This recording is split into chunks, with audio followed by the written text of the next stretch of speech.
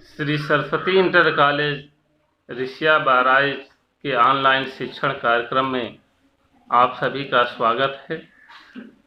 आज का पाठ 12वीं कक्षा के विद्यार्थियों के लिए है, जो नागरिक शास्त्र विषय से संबंधित है और आज के विषय का प्रकरण है स्वतंत्र भारत में राष्ट्र निर्माण की चुनौतियाँ।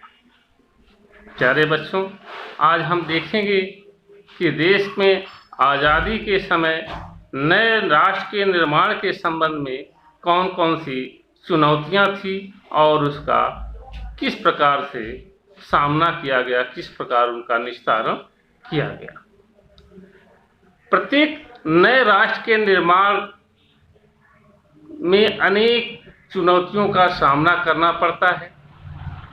भारत को भी आज़ादी के बाद अनेक चुनौतियों का सामना करना पड़ा। भारत में स्वतंत्रता आंदोलन के समय से ही महात्मा गांधी, जवाहरलाल नेहरू, सरदार वल्लभ भाई पटेल, डॉक्टर भीमराव अंबेडकर जैसे अग्रणी स्वतंत्रता सेनानियों द्वारा भावी राष्ट्र के निर्माण के संबंध में सपने देखे जाने लगे थे। इस दिशा में गंभीर चिंतन प्रारंभ कर दिया गया था। आइए देखते हैं कि राष्ट्र निर्माण है क्या, राष्ट्र निर्माण किसे कहते हैं। प्यारे बच्चों, राष्ट्र निर्माण का तात्पर्य एक ऐसी जागरूक प्रक्रिया से है जिसके अंतर्गत किसी राष्ट्र के विभिन्न भौगोलिक क्षेत्रों व समुदाय में एकीकरण करके राष्ट्रीय पहचान को सुनिश्चित किया जाता है, ताकि एक एकीकृत समुदाय के रूप में राष्ट्र के विकास को वांछित गति दी जा सके। आज़ादी के समय भारत में राष्ट्र निर्माण के संबंध में 3 प्रकार की मुख्य चुनौतियां थी। आइए इस तीनों प्रकार की चुनौतियों के बारे में देखते हैं कि ये चुनौतियां कौन कौन सी थी और इसका समाधान कैसे किया गया। पहली प्रकार की जो चुनौती थी वो थी राष्ट्रीय एकीकरण की समस्या। राष्ट्रीय एकीकरण के संबंध में 2 प्रकार की समस्याएं थी। पहली, देशी रियासतों को भारत में शामिल करने की समस्या थी। ब्रिटिश काल में भारत में 2 प्रकार के क्षेत्र थे।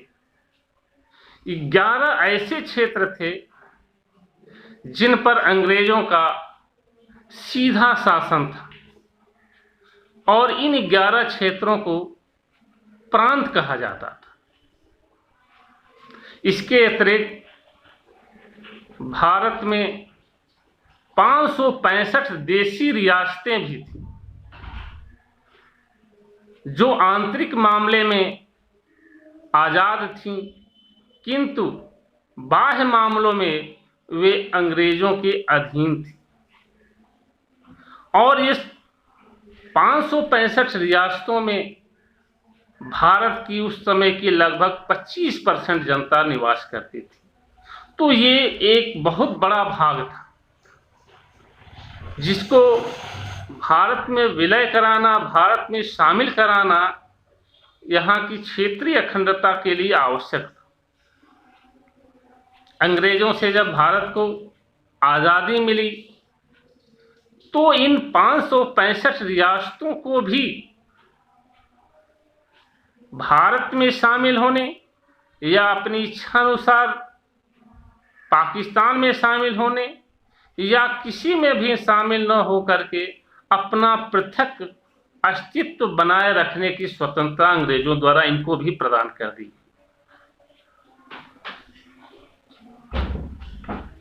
अब ये अपने किसी भी विकल्प को अपनाने के लिए स्वतंत्र थे, लेकिन जरा विचार करिए कि अगर ये भारत में इनका विलय न होता तो बीच में यत्र तत्र अनेक छोटे छोटे अन्य राज्य होते और आए दिन भारत की एकता, अखंडता और संप्रभुता के लिए वे चुनौतियां बनती। इन 565 रियासतों में कुछ रियासतें बहुत बड़ी और समृद्ध थी, शक्तिशाली थी। इससे जूनागढ़, हैदराबाद, जम्मू कश्मीर तथा बहुत सी छोटी छोटी रियासतें भी थी जहां पर राजा हुआ करते थे। वे आंतरिक मामले में स्वतंत्र थे, लेकिन बाह्य मामले में वे अंग्रेजों के अधीन थे। बाह्य मामलों में वे फैसले नहीं ले सकते थे।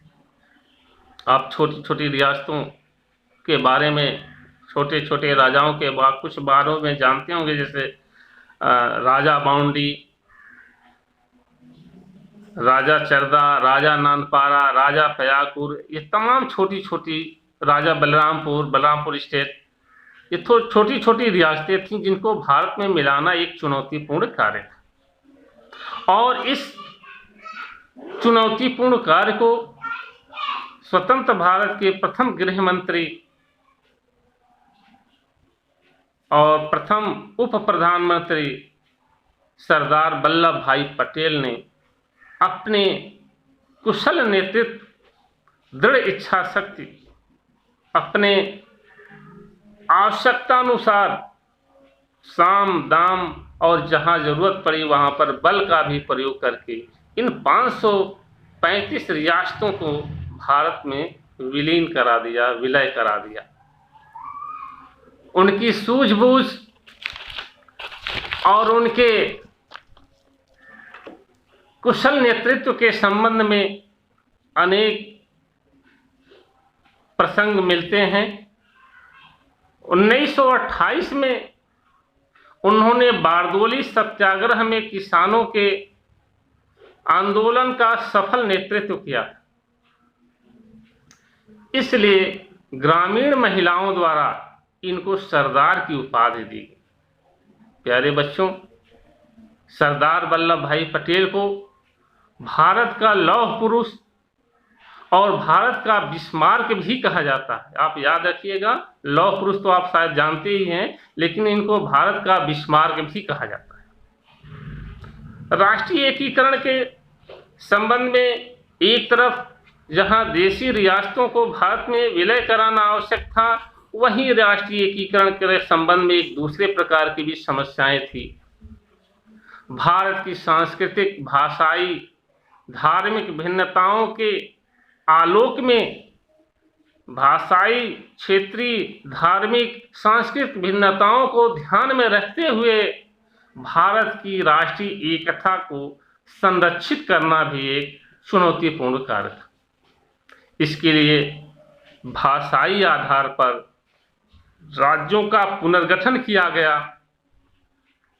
पंथ निरपेक्षता, अल्पसंख्यक हितों के संरक्षण, संतुलित क्षेत्रीय विकास आदि की नीति को अपनाते हुए इस प्रकार की चुनौतियों का सामना सफलतापूर्वक किया गया।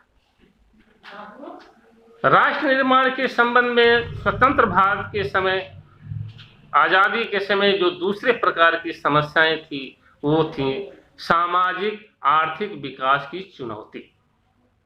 आज़ादी के समय भारत में गरीबी, अशिक्षा, बेरोजगारी, खाद्यान्नों की कमी, ढांचागत सुविधाओं का अभाव, रूढ़िवादिता, स्त्रियों की दयनीय दशा, पूंजी की कमी, आर्थिक असमानताएं, निम्न जीवन स्तर, इस तरह की अनेक समस्याएं अपना विकराल रूप धारण किए हुए थी। अतः इनको दूर करना आवश्यक था। यह एक चुनौतीपूर्ण कार्य था कि सीमित साधनों से विकास की एक ऐसी प्रक्रिया को आरंभ किया जाए जिसका लाभ केवल उच्च वर्गों को ही प्राप्त न हो, बल्कि समाज के सभी वर्गों को उसका समुचित लाभ प्राप्त हो सके। इसके लिए हमारे देश के संविधान में नीति निर्देशक सिद्धांतों के साथ साथ लोक कल्याणकारी राज्य की स्थापना की व्यवस्था की गई। देश में पंचवर्षीय योजनाओं को प्रारंभ करके इन सारी चुनौतियों का सुनियोजित पूर्वक समाधान करने का प्रयास किया। प्यारे बच्चों, स्वतंत्रता के समय राष्ट्र निर्माण के संबंध में जो तीसरी प्रकार की समस्याएं थी वो थी नए लोकतंत्र को सशक्त बनाने की समस्या। आजादी के समय उसके बाद भारत में शासन के लिए ब्रिटेन की तर्ज पर संसदीय लोकतंत्र की व्यवस्था को अपनाया गया। प्रत्येक नागरिक के लिए बिना किसी भेदभाव के वयस्क मताधिकार दिया गया। संविधान में नागरिकों के मौलिक अधिकारों की व्यवस्था की गई। नागरिकों को विभिन्न प्रकार के स्वतंत्रताएं प्रदान की गई। बहुदलीय संसदीय प्रणाली को अपनाया गया। स्वतंत्र और निष्पक्ष चुनाव कराने के लिए एक स्वतंत्र निर्वाचन आयोग की व्यवस्था की गई। लोकतंत्र की मजबूती के लिए लोकतांत्रिक संस्थाओं को मजबूत करना, कमजोर तथा वंचित वर्गों हेतु सामाजिक न्याय की व्यवस्था करना, नागरिकों के राजनीतिक भागीदारी को बढ़ावा देना, विधि का शासन स्थापित करना, न्यायपालिका व समाचार माध्यमों को स्वतंत्रता दे करके उनको और मजबूत करना, ये सारी व्यवस्थाएं हमारे देश में लोकतंत्र को मजबूत करने की दिशा में किए गए प्रयासों में शामिल है। लोकतंत्र को सशक्त बनाने में, राष्ट्र निर्माण में इन सारी संस्थाओं की महती भूमिका है। प्यारे बच्चों, आज हमने देखा कि स्वतंत्र भारत के राष्ट्र निर्माण में कौन कौन सी बाधाएं हैं, कौन सी तात्कालीन परिस्थितियां थी, कौन कौन सी राष्ट्र निर्माण के संबंध में बाधाएं थी, उनका समाधान किस प्रकार किया गया, राष्ट्र निर्माण का अर्थ क्या है, यह हमने आपको समझाने की कोशिश की है। आप इस वीडियो को कई बार देखें, अपने हिसाब से इसको नोट बनाएं, और अगर कोई संदेह या कोई पॉइंट जिसका क्लैरिफिकेशन आपको चाहिए, आप निसंकोच मेरे व्हाट्सएप नंबर पर मैसेज कर सकते हैं, मुझे कॉल कर सकते हैं। मैं कोशिश करूंगा कि आपकी सारी शंकाओं का, सारी जिज्ञासाओं का समुचित उत्तर देकर आपको संतुष्ट कर सकूं। आज का हमारा वीडियो आपको कैसा लगा ज़रूर बताइएगा, और अगर ये वीडियो आपको अच्छा लगा हो तो हमारे इस वीडियो को लाइक, शेयर और चैनल को सब्सक्राइब करें। धन्यवाद।